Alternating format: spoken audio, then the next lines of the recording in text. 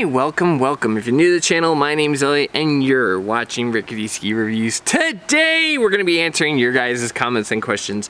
I know that this lighting is not perfect. I feel like I'm kind of a shadowy figure in one of those movies.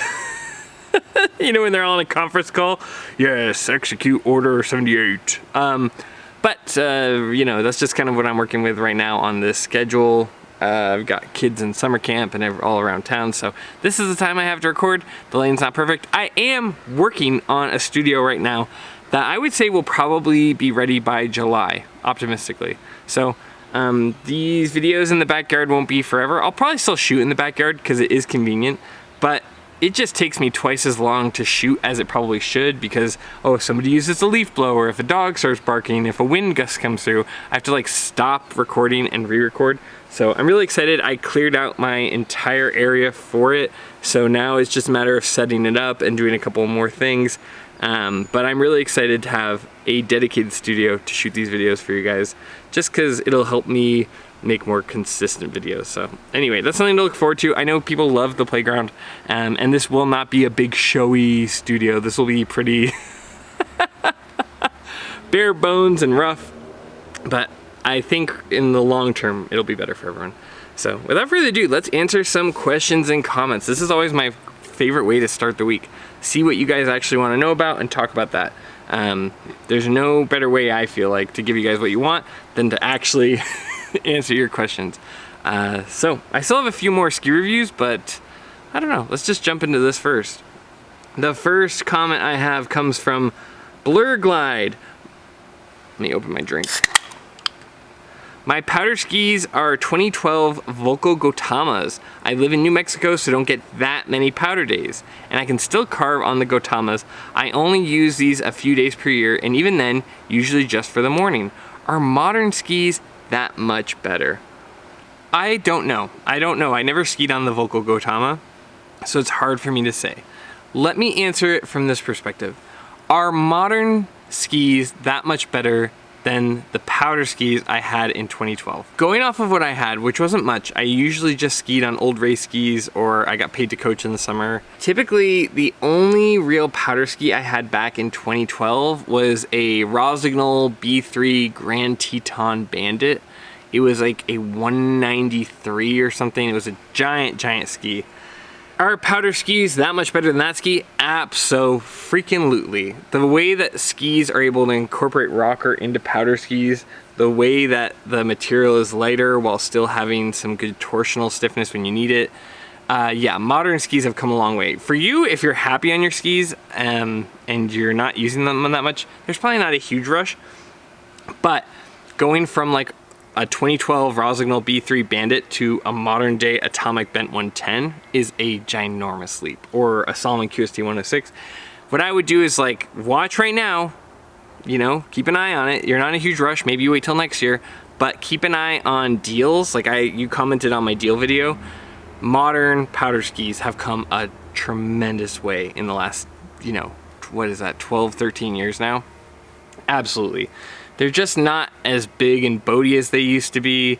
They're a little bit more forgiving on your hips and knees. You can really like set up some nice new lines with them, 100%. Just like go and demo a pair of Atomic Bent 110s if you can. If you next time you travel, or if they have anything in Arizona, I'm not that familiar, definitely try a pair of modern powder skis. I was blown away. It's so much less work to keep your tips up in the powder, and you can like really focus on your form and your line and going off trail. I think you're gonna have a ton of fun if you try a modern powder ski. That's just my opinion. No hate to the Volkl Gotama since I haven't skied on it, but definitely try something new. I mean, all mountain skis in like the last 5 to 6 years have come a tremendous way. Not to mention the last 12, 13 years. Absolutely, they've changed a lot. I don't care if you buy stuff. You know, that's part of why I make these deal videos, to help you guys save some money. But treat yourself. Like, you know, when your budget comes up and you've got an extra $500-600 bucks in the off season, buy a designated pair of powder skis, a Bent 110, a Salomon QST 106. There's so many good options out there. Try something new, get something cheap, and then, you know, it's not that big of a deal if you only use it a few days a year, because it's not that hard to get the money back out of it. I wouldn't go out and buy necessarily, as much as I love the ski, I wouldn't go out and buy like a brand new DPS Kaizen 112 at $1,700-1,800 if you're only going to ski on it 2 days a year. I think that would be kind of diminishing returns. But even for those few days a year, if you're like a really avid skier, get yourself a nice, decent powder ski. A nice Atomic Bent 110 when it's cheap, a Salomon QST 106 when it's cheap. Just something to enjoy the day. Headcore 105 are really nice. If you only get light powder, go with a Volkl Blaze 104. These skis are just tremendous. They really, really have improved over the years. James Lundell says, take a look at the section of the new QST graphics and color in the video. It is very similar to the blanket hanging on the climbing gym. You got me. You got me dead right. So that is really funny. Yeah, I did say that the skis were a little bit ugly, but that was just because the Salomon QST designer said, hey, we're getting away from 50 Shades of Grey. I didn't tell you guys, hey, no more gray blanket, and then come out with a soft gray blanket, okay? And also, how dare you, okay? This is a nice throw blanket that has been on my couch for years, just getting, I don't know, dirty, and I think there's some strawberries from my kids, but it works great. The real reason I use this blanket is, one, you know, it is a nice background and it's pretty easy when I put overlays, when I put like ski footage in the top corner. But the other real reason I use it is where I live in Idaho, we get such harsh direct sun that it's almost impossible to record outside. And even now, it's not doing a great job. But the blanket is a nice soft color and it diffuses the light so you don't get kind of those glaring, ugly outdoor lighting. It's not perfect. It's a very cheap way of doing it. And like I said, I'm trying to get the studio so I can get real professional lighting. Well, professional. Low budget professional lighting, but at least get it so it's consistent, so no matter what time of day I shoot, it looks okay. Obviously right now it looks pretty bad, but yeah, this is kind of my poor man's light diffuser, if you will. But you got me, okay? I'm willing to be got. You got me. That was a funny comment. I'm not going to take that in a bad light. I think that was pretty funny. All right, much more says, I'd love to hear your thoughts on buying skis for lighter weight, under 16 crowd. For instance, I picked up a Blaze 104 per your recommendation and absolutely love it for East Coast powder. Well, that's great. It's always nice to hear, you know, I'm like, oh God, somebody's gonna buy a ski that I say is good and then they're gonna hate me forever. So it's always nice to hear positive feedback. I'm the same size as you, so no surprise there, but I'm wondering how it would ski for my 12-year-old daughter that weighs less than half what I do. I'm wondering the same for something like the Mantra Secret 88. Yeah, I have a child around that age as well. It's always hard to tell. I know weight is important and it can be a key element, but I have a friend who is like, I don't know, 5'7", 150 pounds, and he likes a lot of the same skis that I do. It isn't always about weight. Some of it is about leverage that you can build in your boot and amount of pressure you can get in the ski. With a ski like that where it's already pretty light and you're mostly just trying to make hop turns on the off trail, it should ski pretty similar for them. But it's really hard to tell. Under 12 years old is kind of a tricky spot where they're almost in adult skis depending on their height, but they're still kind of in the kid ski area.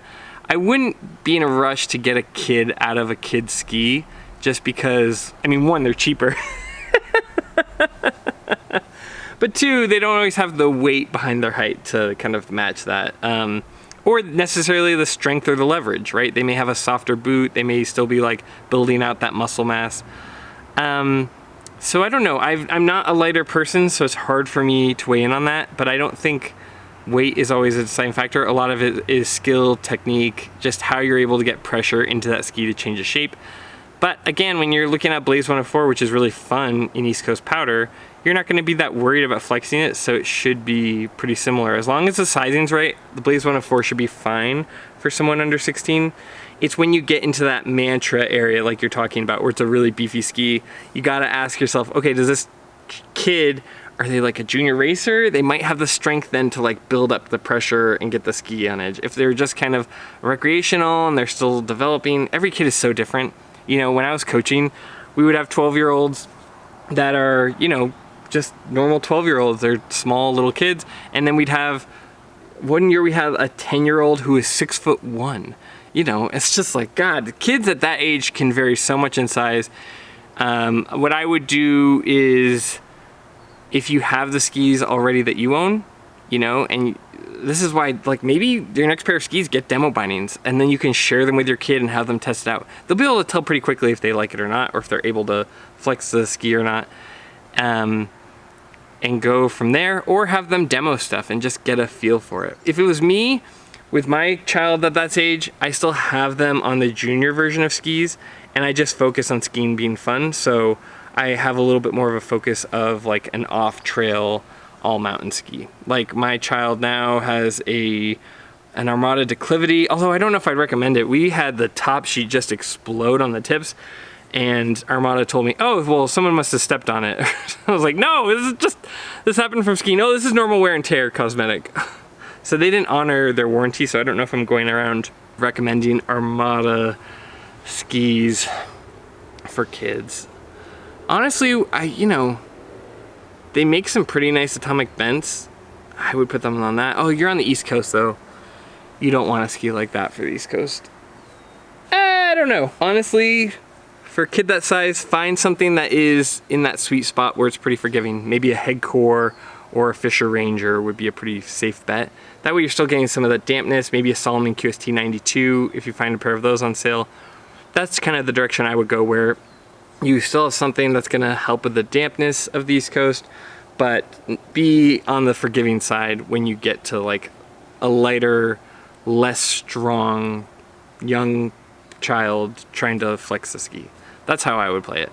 My kids right now, personally, on the West Coast, are running Armada declivities for my oldest, and my younger son is rocking some Black Crow's Junius Captus, something like that, one of their junior skis. But you know, he was just so excited about Black Crow's. That was kind of, I think that was his birthday gift. If you have kids that have summer birthdays, skis make a great gift because that's when they're really affordable. And anyway, that's another free tip. On to the next question. I'm rambling now.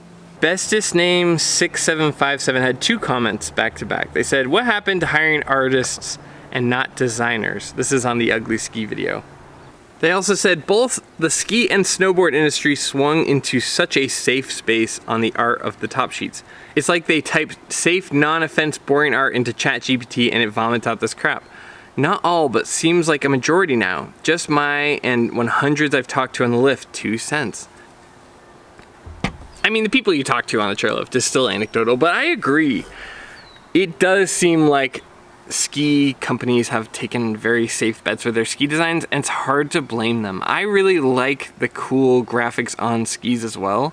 The problem with art is that it's so subjective to what people like and what they don't like, that keeping a pretty baseline gray, red, yellow, whatever, it appeals to a wider audience, and for them, they just don't want to scare people away. But what I say to that is, so what? I don't know. If everybody committed to having cool, unique art on all of their skis, then people will get over it. Look at the Atomic Bent line. That is probably the most popular line out there, and that art is not for everyone. It is very in the vein of like Grateful Dead fans. I like the art, depending on the color. Some of the colors I'm not crazy about, but it looks cool. It looks unique, at least. So I agree. I think that the ski industry, a lot of them, in order to have that safe bet, in order to appeal to everyone, have lost a lot of the unique identity. And I used to look forward to, when I worked in the ski shops in the summers in high school, and I would work it during the Christmas rushes, I liked seeing what new skis were going to come out. I liked seeing the new art. I would buy the ski, or when I was snowboarding, Snowboard magazine to see the new unique art. But it's hard to blame them, right? It would stink if somebody didn't ski on a Volkl Mantra just because they didn't like the top sheet and miss out on a really great experience. So it's 50-50. I think it is kind of cowardly of the ski companies, but also I think a lot of it is driven by consumer behavior, where consumers get really scared away by graphics too easily. It's terrible to say, but it is true. And I've noticed the same thing. It happens with running shoes. Like, I used to run and I would use the same shoe over and over and over, and I didn't care about the color. But I knew guys that switched their running shoes if there was a year where the colors were too gaudy or whatever. It's like, really? The running shoe, the thing that might injure your foot? So But I agree. I think that the entire industry should look at the atomic bends and see, hey, people will buy a ski, even if they don't like the graphics, if it's a well-built ski. But I just think it takes a little courage on both ends, the consumer and the manufacturers. All right, Tiago Bartolo says, Elliott, have you tried Darn Tough socks and wool products? I found them as nice or nicer than Smart Wool. I bought one pair of Darn Tough this current season, and honestly, I really didn't like them, which is sad because Darn Tough is a Vermont brand. I was ready to be all on board. I'll switch everything over. But Smart Wool just hits a little bit different. It could have been, you know, the pair I got were bad, but they had so much stitching. Like, it was so many different materials. The toes had different stitching from the shins, which was different from the foot. And every time you have extra stitching, you get these pressure points in your ski boots. So it could have just been a, you know, I got unlucky with the pair of socks that I ordered, but I was not thrilled with the Darn Tough socks, even though they have a great reputation. Just my honest opinion, I preferred the Smart Wools over that. I may try some Icebreakers though, because I like the base layers on those. I'm assuming Icebreaker makes ski socks? Anyway, yeah, I wanted to like Darn Tough. I've heard good things, but they just did not deliver. Oh, here's a good question. I wanted to react to this a while ago. Oscar Baldizon says, can we get a Rickety definition of punchy versus pingy? So we're talking about skis. So when I say a ski is pingy, I more mean it's getting kind of pinged around or bounced around off of harder snow. So think about it like an atomic bent or a DPS ski where they're really like soft and nice in the powder, but as soon as they get on harder snow, they don't have a lot of ski to absorb the shock. So if you hit, like let's say you do a little, you make a little hop turn, right? And underneath that powder, there's like a hard sheet of ice. Your skis will just kind of flap around like this, and your feet take all of that energy and they just get kind of pinged and thrown around more because there's not much weight to the ski itself. That's what I mean by like pingy. Like there's not a lot of ski there, or it's a lighter ski and it just gets bounced around. Whereas if you had like a Nordica Enforcer or Volkl Mantra, those kind of bulldoze through those harder conditions, or they hold firm. Even a Salomon QST is like pretty damp, so it doesn't get bounced around a lot. Whereas if you had like a Black Crow's Mirror's Core, a DPS Carbon Pieceworks, or almost any DPS ski that I've tried, if you have an atomic bent, they are really good. They feel so good on the soft snow. I mean, that is really where they shine. But as soon as you get something firm or chopped up or frozen, thawed, refrozen, that's when the skis start to show just kind of some of their drawbacks. So that's like a ski that gets pinged around a lot. That's a pingy light ski. It can be good in that you get the full feeling of the ski and that it's really responsive and nice in soft snow, but it has that trade-off. Punchy, on the other hand, when I say ski's punchy, I mean that it kind of wants to track down the fall line. So a good example of like a punchy ski, I think I talked about it in the Volkl Mantra 84, where, man, once you line it up with the fall line, it really drives down the hill and gives you a lot of speed. The head eye rallies, I feel like were really punchy like that. A Rosignol, Black Ops Sender, K2 Mindbender, Volkl Mantra.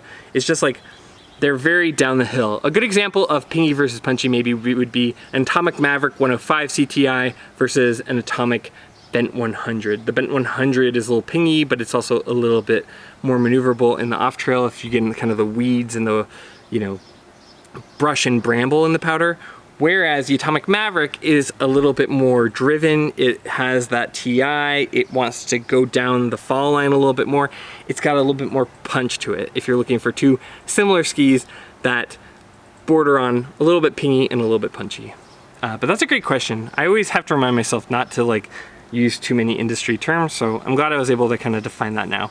Punchy is like, if you really load up that ski and set it up down the fall line, it will build up a tremendous amount of speed. And pingy is, it does really well with short radius turns or quick turns, off trail turns, but it can get kind of thrown around more in the firmer conditions. Great question. Glad I could define that. When you guys give me those questions, it gives me a second to realize that I'm I don't know, just talking and not defining stuff as well as I should. All right, last comment. Dexter7954 says, I have 100 plus days on my 2020 Hawx Prime 100s. They have been amazing boots and I will almost certainly go with another pair for mine. Liners are still good and the plastic is still good despite me storing them like an idiot before I knew how to store ski boots. That's okay. Nobody tells you this stuff, right? It's like you do it wrong and you have to have somebody be like, what are you doing? Yeah, the Hawx Primes are tremendous ski boots. That's kind of, you know, one of the things, honestly, that's been hard with recommending Intuition liners and Ziffits, even though I think they are great products and they've eliminated pain that I have had for life. The base liners, especially for the Atomic Hawx Prime, are so good now that it's not as huge of a leap as it used to be for getting some of those liners. And for a lot of people, I'm like, if you're not gonna spend the money on the liners, like just get a solid footbed and some booster straps. If you don't want to spend $400 or $500 on liners or $200 for the Intuition, you know, you can get a pretty far away with just a good pair of booster straps and a decent footbed, as long as it fits upright. So yeah, it's like the baseline boots are already so good. And I never had Atomic. I was on Lang for years and years and years. But man, the Atomic Hawx Prime for me has just been such a tremendous boot. So yeah, I'm glad. And when they're talking about for storages, you always want to buckle your boots before you store them. It's also good to take the liners out, make sure they're dry so you don't have like mold and whatnot growing. But you do not want to leave your boots unbuckled when you store them because the plastic will relax and it will mess with the shape of your boot. And it can also like make it so that they break down quicker, at least in my experience. So yeah, it's a really important thing to do. Also good to keep them out of the sunlight if you can. Store them in like a climate controlled area. I really pamper my ski boots, but it's for a good reason. It's like the most important piece of gear in my opinion. So anyway, that's the end of the video. This was really fun. Thank you everyone who wrote these comments. I enjoyed replying to them and helping you guys out. If you guys have direct questions for skis, they're really cheap right now. You can email me at ricketyskireviews@gmail.com.